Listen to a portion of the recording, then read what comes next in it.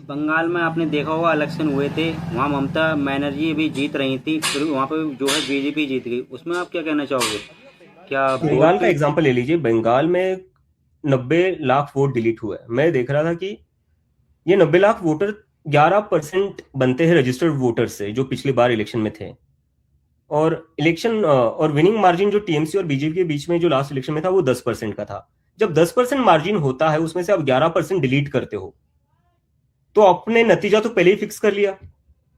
और चलो मैं एक टाइम के लिए मैं मान भी लेता हूं कि वोट डिलीशन का और बीजेपी का कोई लेना देना नहीं है। इसी बहुत ही इंडिपेंडेंट बॉडी है, वो अपनी तरफ से कर रही है और वो सब कुछ सही तरीके से कर रही है, ये मैं मान लेता हूं।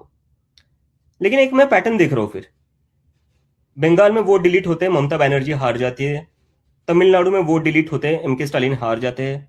दिल्ली में वोट डिलीट होते हैं, अरविंद केजरीवाल हार जाते हैं।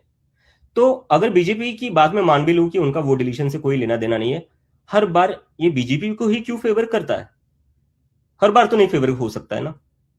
महाराष्ट्र में, मैं महाराष्ट्र से आता हूं, मैं महाराष्ट्र के संभाजीनगर जिसको आज कहा जाता है, वहां से आता हूं।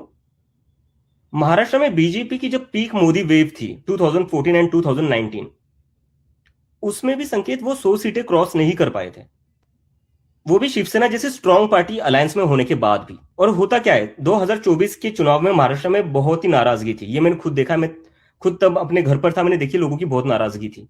2024 के चुनाव में बीजेपी को महज 9 सीटें मिलती है लोकसभा में।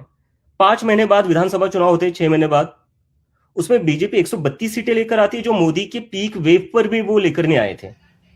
इसके पीछे रीजन क्या है? ऐसा क्या उन 4-5 महीनों में हुआ जिससे इतना ही सिनारियो बदल गया, पॉलिटिकल सिनारियो बदले, इतना ही जनता का मूड चेंज हो गया? क्या हो गया? वही नेता थे, वही पार्टी थी, कोई नया मुद्दा था नहीं। तो what is the logical explanation to this? इसका कोई लॉजिक